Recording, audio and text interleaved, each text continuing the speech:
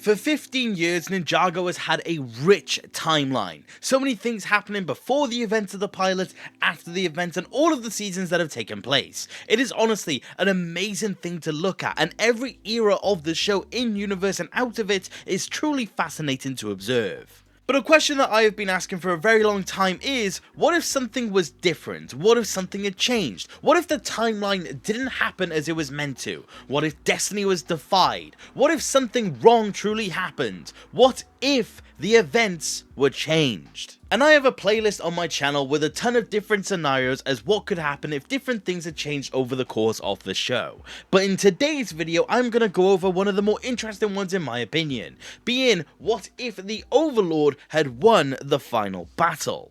This is one of the darkest instances that we could possibly talk about, because we are talking of a scenario of evil incarnate winning. We are talking of the balance being destroyed. We are talking of creation being taken away and only leaving destruction. This is truly one of the more interesting ones because it would truly alternate everything that we do know. So that is going to be what we talk about today. Talk about what will be changed, and talk about what if the Overlord won? What would he do after the ninja were defeated? It is a very curious question, and I do think I have the answer. So let me not waste any more of your time, and let's talk about what if the Overlord was the winner.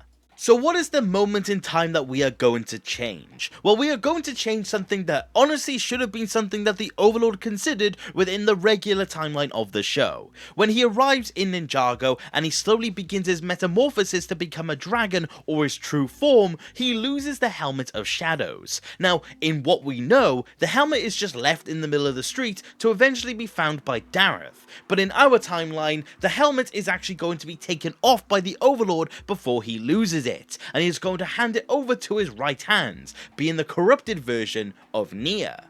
This would mean that she would have complete control over the Stone Army, so when the ninja arrive within Ninjago City and they go to attack Garmatron and the Stone Army, it would be Nia controlling them. The battle would play out basically the same because it's still the will of the Overlord by that point in time, but the difference is that the ninja would eventually be cornered like they were, and instead of Dareth stopping them by finding the Helmet of Shadows, the Stone Army would actually defeat the ninja in a moment's notice, meaning that they would never actually have any sort of attempt to actually take on the Overlord. This means that Lloyd just quite simply never even got near the Overlord, and the battle was over before it even began. The ninja never made it past the very floor or the foundation of his stronghold, meaning the Stone Army, Nia and the Overlord would have had no one within their way, apart from the Ultra Dragon, Wu, Masako, Dareth and Dr. Julian.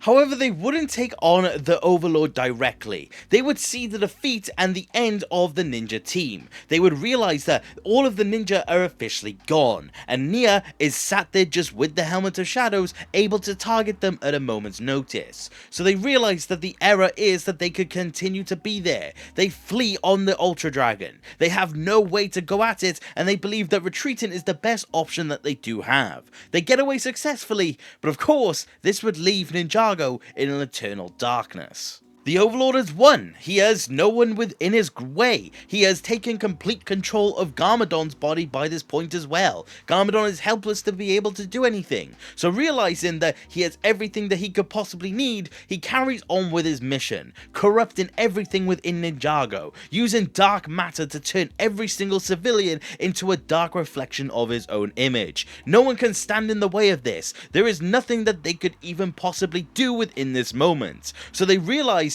that there is simply no way of getting out of it. The last remnant of the ninja team would fly off and try to take refuge somewhere remote and away from the Overlord's clutches, and that would be the lighthouse that Dr. Julian resided in for so long. That island would be their only main refuge, and that would be where they reside in for a very long time. They would have no indication on what to do. They would have no idea on what they could possibly do. How could they actually face up against an Overlord that was taking over Ninjago and took away the ninja that they so dearly loved? There was just simply no hope, and I think they were just kind of counting out their days. The The Overlord by this point in time would have taken over the rest of Ninjago. The entirety of the island was consumed, from as far as Shintaro to down to Styx to Metallonia. There was no one that would be able to resist. This dark matter would have spread everywhere and no one would have been able to get away from it. The Overlord had gained all of the power that he did truly need. He would realize that he, by all accounts,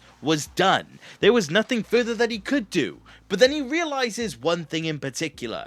Maybe Ninjago is not enough. There is always more power to obtain. There is always something that he could possibly do. And he has the knowledge of the ancients. He knows everything from the first Spinjitzu Master's era. And that is where he would realize that there are other realms that he could also take for himself. He knew that the first Spinjitzu Master came from somewhere, and he would have some sort of method to get to those places. So he would become aware if there is an object out there that has the power that he needs to continue on his own little quest. So he would send out the Stone Army, he would send out the corrupted people of Ninjago to comb the land dry for some sort of semblance of a clue as to where the first Spinjitzu Master does reside. Where does he lay? Where is his tomb? And to figure out where he could possibly go next. Because of this search, the Stone Army does come upon the last of the ninja. He comes upon Wu, Misako, Dr. Julian, Dareth, and the Ultra Dragon. They overpower the few, as they have no real way to counter them, considering that they did take on the ninja themselves. They would be captured by this army and taken back to the Overlord. They wouldn't be corrupted immediately because there is an idea that they may have some answers that the Overlord does require. So they are brought before the Overlord himself, and he threatens Wu with the lives of the people around him, saying that he will take more from him if he doesn't give the answers that he so requires. Wu is near enough unaware of what to do in this moment, and just remarks at the fact that all he has left of his father at that point in time is the staff that he has in his hand. The Overlord takes it, and realizes that there is a message embedded on it that talks about where the tomb could truly be. He sees the three symbols, and realizes that he does have an answer that Wu has finally given to him. The Overlord realized that there is something within his grasp, a crystal that could give him the edge to a newfound power, realm of transportation. He is amazed at this, and Wu doesn't know how to react. But the thing is that the Overlord is not a man of his word, so no matter what happened, the Overlord in that moment corrupts the rest of the team. They outserved their usefulness. He knew everything he needed to know. So he knew that he needed to obtain air jitsu. He knew he needed the Sword of Sanctuary. He knew he needed these things to be able to find the tomb itself. So he realizes that with air jitsu, he could actually figure something more out. So he calls on his army to bring the scroll to him. He of course has control of the entire island after all. They bring forth the scroll and they realize that they require a Spinjitzu master to be able to actually do this technique. So they look to the one Spinjitzu master they have, Nia. Corrupted Nia learns air jitsu. She goes to the blind man's eye and she goes into the Cloud Kingdom. She goes there acting somewhat friendly. She tries her best to blend in and she requires the Sword of Sanctuary. She eventually gets to it, whether that's through violence or not, who knows, but she does obtain the weapon that she does require.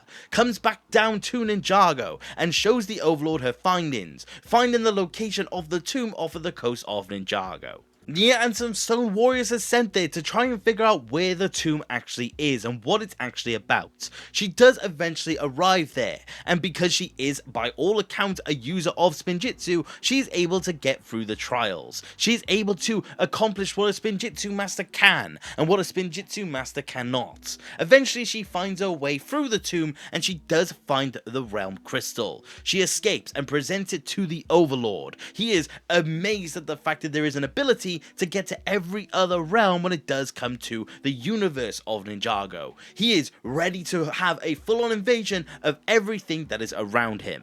He is confident. There is nothing to stop him. There is nothing in his way. So he has no hesitation whatsoever to utilize the realm crystal to take the Stone Army through.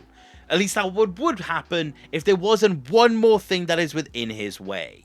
What he does not realize is that when he ended the ninja team, the elemental powers were sent out, but because Ninjago was corrupted, there wasn't a viable worthy host for the elemental powers to go to, so the powers remained in limbo, and that means that they were sent to a place with the wrong person for the Overlord would have caught attention, and that is the first Spinjitzu Master. The powers would have had nowhere else to go, so they would have gone back to whence they came. So he's realizing that there is something more going on, and he realizes that the land of Ninjago was being taken over. But the Overlord by this point was too strong for just him alone. The thing is that the first Spinjitzu Master was without physical form. He was merely within the grasslands as a spiritual successor. So there is only one thing that he could do to be able to stop the Overlord where the ninja could not. He calls on an old deal he made with the Source Dragons. The first Spinjitzu Master would arrive at the Source Dragon's realm. He would approach them and talk about how the Overlord had defeated the Ninja of Creation. All the powers of creation had no host, and there was nothing that they could do.